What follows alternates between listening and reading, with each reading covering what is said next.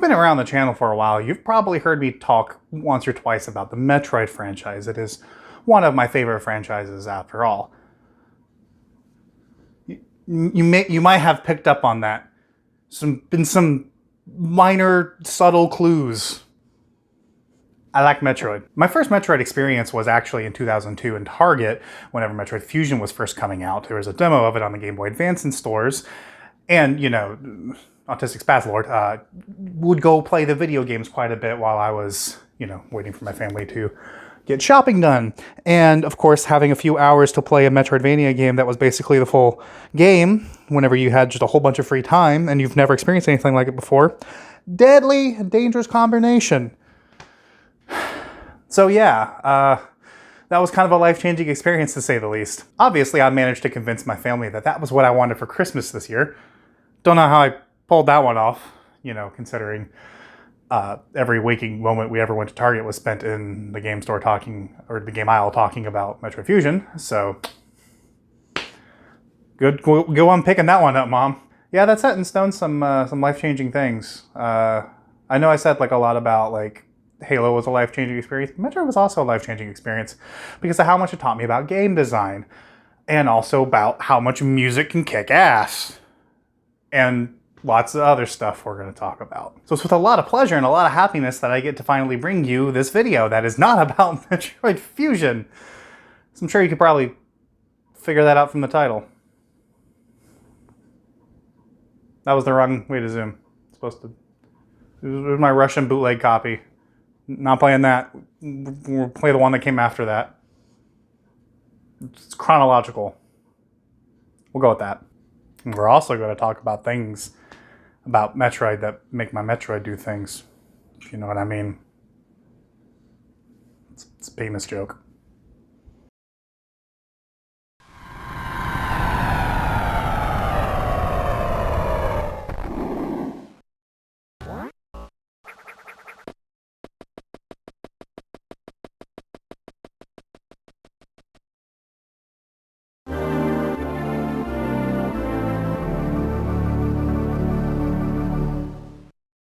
Metroid games are known for lonely exploration, kickin' tunes, and environmental storytelling. Though some would say instead of exploration, it's more of a, okay, now where the fuck do I go? Or that the game franchise is a backtracking simulator. I think overall that's kind of missing the point of the game.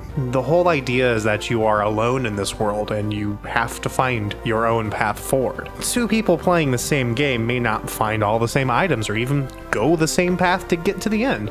And swapping these stories and experiences is just as important to the Metroid experience as the actual gameplay loop. Combine that with the twisting maze-like layouts and you have yourself an experience that's almost a mystery puzzle game instead of an action platformer. A key part of the experience is the music, how it swells when you pick up some items, how it fades into ambient noise when exploring a creepy new area. Each area has its own theme and personality where the music and environment blend together in a way that makes everything stronger than just its individual parts. Even the sound effects are designed in a way where the sounds can hang out in their own frequency ranges and cut through the other noise, specifically to punctuate the moment. All of these combined with the item fanfares, a really subtle touch that absolutely hammers home the intensity and emotion of the moment.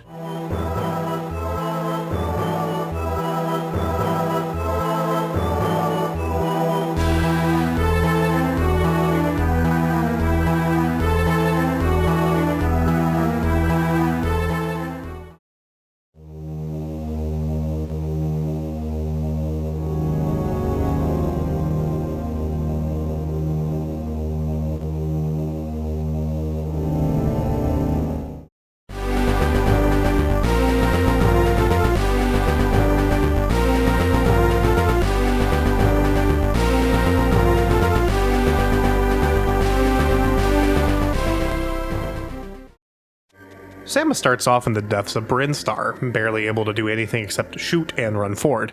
The game starts off with a fantastic mini puzzle, a kind of microscopic vertical slice of the entire rest of the game condensed into a 3-minute preview designed to teach you exactly how the game works.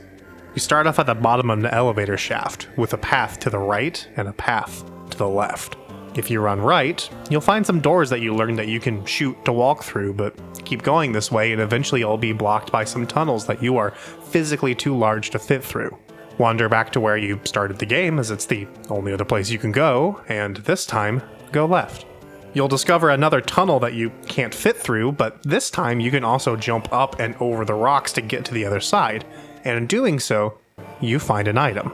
This item is the morph ball, and the description tells you that you can use this to crawl through tunnels, and you immediately have a use case for it. You can't quite reach the top of the rocks by jumping, but you can now very easily go through the tunnel. Filled with excitement and satisfaction, the light bulb dings. You remember, hey, now I can go through that other tunnel. So you return to the right and travel down the tunnel. On the other side, you find a statue which highlights a point of interest and moves out of your way so you can explore deeper into Brinstar.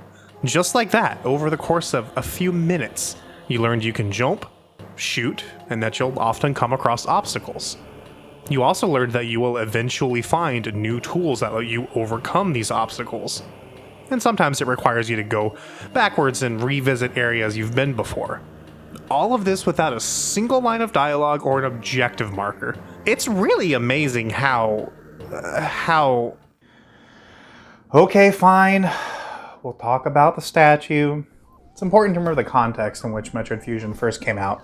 It hasn't been a Metroid game since Super Metroid, so obviously there's a lot of... new gamers is the word I'm going to use. Myself included, obviously, in that. Who hadn't really experienced a real non-linear Metroid in a long time. But you also had a lot of people who had experienced a linear Metroid, specifically in the case of Super Metroid.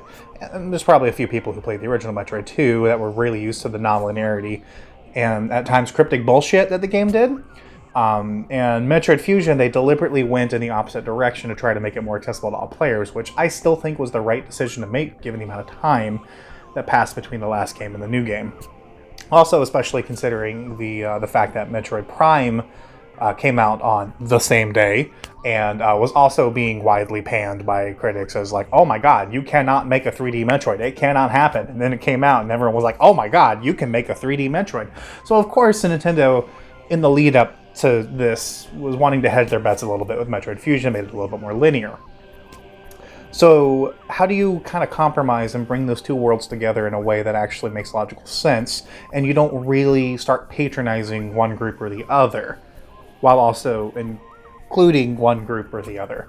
It's a hard problem to solve, and I honestly think that the statues are the perfect balance between both of them and do a great job of going the full Monty and actually merging these two styles and not really screwing over one group of player over the other for whatever arcane bullshit that people think that the Metroid franchise is known for, and actually allowing it to move on and get new fans. I can't believe I just said all of that in one take. That was cool. Now, of course, at this point in the game, you're going to be a little bit more used to how things work. You're going to be out of Brinstar, you're going to be in Norfair, you're going to be in Ridley, you're going to be in Kraid, exploring all these areas, and you won't really need the statues that much. Of course, you might still want them. If you're bad. The overall flow of gameplay is expertly balanced with giving you difficult obstacles and plenty of ways to overcome those obstacles, and culminating with turning you into an absolute badass who eviscerates everything in your path and doesn't think of anything, except for maybe how much General Sherman is going to sue you for copyright infringement with a path of destruction you just cut across the planet. Things like the Ice Beam, where it freezes your enemies in place and makes it so a well-placed missile instantly destroys them, but also meaning that you can now create your own platforms when jumping around, or the Power Grip, which lets you grab onto ledges and corners and hoist yourself up, even into small vents and tunnels, and even the Screw Attack, where you somersault into most enemies and immediately turn them into dust. These all have dual purposes for combat and puzzles, helping you reach both new areas you couldn't get anywhere close to before, and reaching new heights of feeling like a badass. The optional upgrades are a good focus point of Metroid that does a good job of increasing your relative power, and Zero Mission executes on that trope fairly well, at least I think. They're a little bit more in your face compared to some of the later games, and it also suffers from the quick, we need some more to pad out the length of the game. specifically referring to the power bomb upgrades, which are practically useless by the time you start to get them. But overall, personally, I prefer how Super Metroid or Metroid Prime hides their bonus pickups a lot more, as there is an actual feeling of mystery in them being hidden. But Zero Mission is far from a bad implementation, just kind of lacking. Maybe simplistic is the right word I'm looking for. Honestly, I think one of the reasons this game worked so well for me is it's naturally adaptive to a mobile or portable nature. Metal Gear in your hand sounds like an amazing idea, thinking about all that sneaking around you're going to get into before classes. Oh my god! Oh, well, I did mission 4 already, so now I can go back and do it again and get some bonus prisoners. Boy, isn't this fun. Cooks have almost leveled up again. Zero Mission's approach is kind of baked into the game itself in a very similar way to the objective markers. If you want to save and save often and play in small chunks, you totally can. There's save stations scattered literally everywhere, but they're optional. Now, the game doesn't have a built-in checkpoint system. It kind of predates those by a few years, and also Game Boy Advance. So if you die, you do have to repeat everything that you just did, so maybe not that optional. If you're bad, portability meant a lot to me as a kid, as somebody who physically hated being in cars, and also, social situations.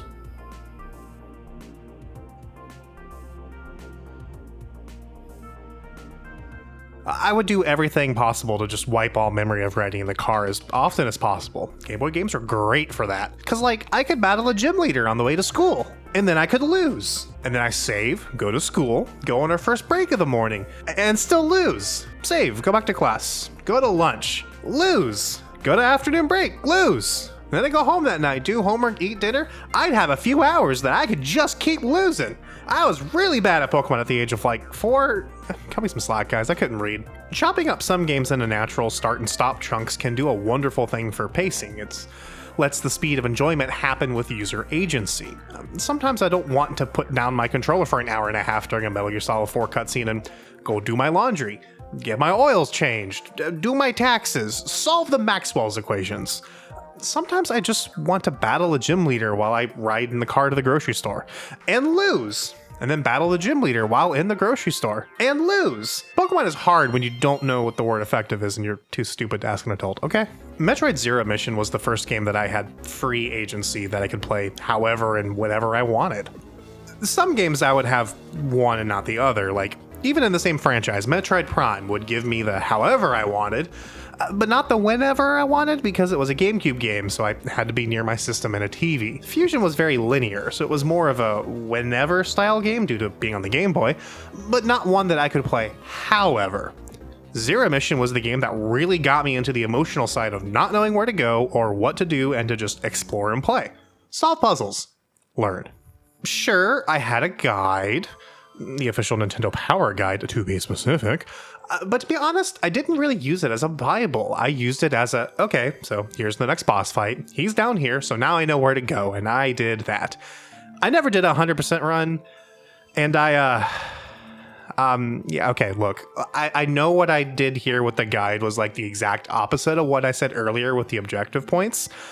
In my defense, I was in the 4th grade, and I was stupid. And also, to be fair, it was like culturally cool to have guides. But also at the same time, guides were like easy way for adults to win brownie points with kids when they're out of touch. Well, hey there, Billy. See you're playing them video games there. Your mom tells me that you're a top 10 Fortnite dabber, or something. Fuck if I know, I wasn't paying attention. I was too busy committing felony tax evasion. Daddy, my name is John. Oh, that's miserable. I had no idea that team lost that bad, Billy. Oh, that's crazy. Well, hey, you've been a good kid. Would you like a video game guide? Okay, I admit it. I was a filthy casual babby cheater who was bad at Metroid. But, hear me out, that guide really helped me appreciate how hidden everything was. It helped me appreciate the art, and it helped me learn. I'm extremely thankful to my family for both the game and the guide. The game for practical lessons, and the guide for making me go, holy shit, there's a hard mode. I gotta unlock that. Giving me some of those epic gamer moments that turned me into the young, strapping lad that I am today. Whew, okay, yeah. That was good. That was a good take. That was, ooh. Fuck, I forgot to mute my phone. Hello? Oh, right. The Childhood Unobtainable Nintendo Trophy Society. Right. Hi. Hi, I'm James. I don't know how to do outros that aren't just like me doing summary reads of a Wikipedia article. So I apologize in advance for how awkward this might be. But yeah. Let me just awkwardly sit here and adjust the ISO on my camera. There we go. Y'all should really play Metroid. It's a good franchise. And Zero Mission is actually a good place to start it off at. Not only because of the whole Samus Aran backstory and introduction to everything, but also because it's a remake of the first game, and it's a way to actually play the first game in a way that doesn't make you want to take a cheese grater to your nutsack. First Metroid is fine, don't get me wrong, but it's cryptic and doesn't make sense, and the mechanics are bad. And don't even get me started on Metroid 2. that's another video that I've tried to make before and failed at. So yeah, Super Metroid's great. But Fusion and Zero Mission, I think, are better mechanically. I think Super Metroid's a better exploration game. But Fusion and Zero Mission have their own kind of unique levels of polish that make them a lot more fun to play and a lot more accessible, especially to modern gamers who are used to concessions like, you know, autosaves and like knowing where the hell you're going. Bitches. This is going to be a hot take too, I think this is actually the high point of Sakamoto's career. Again, for a lot of the reasons I specified earlier. Boy, I'm scared to read the comment section on this video after saying that one. But like, no, it does a lot to bring back the exploration vibes that Super Metroid had, and it puts them in the polished game design that Metroid Fusion had. And I think it's a perfect marriage of all of them. And I think you should really give it a shot. And you know, it's also like the first one, so like there's no pre-existing knowledge. I said that already, that's fine. I'm starting to repeat myself. It's a good game. You should go play it. It's available, like, basically, you've got a Wii U, go play it on there. I think it was on the Switch eShop thing. I don't know if you got the DLC expansion pass. The you have more money than and Nintendo wants to take it from you edition. Go play it there. Yeah, I'm gonna go play more Metroid, actually, in fact. I have my Switch right over there, and I want to go play Prime Remastered. It's pretty good. It's not my favorite version of Prime, but it's really good. Ciao.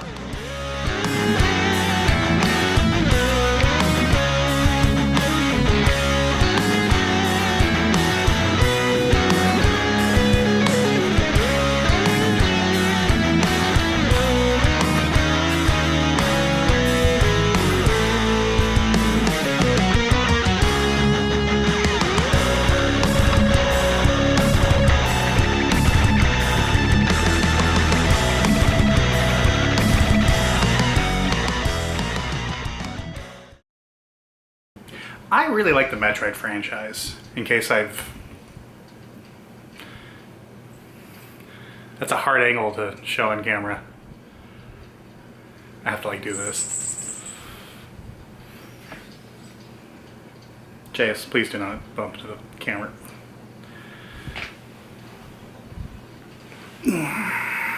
Hello, Chase. Hello, you want to know what I'm doing, don't you? Or you just want 11? I think he's just wanting 11. Oh yeah, he's wanting some 11. Okay. Daddy, No, you waited way too long. We gotta do that one over again. Oh. Looks like you forgot what you were doing for a second there. Oh, yeah.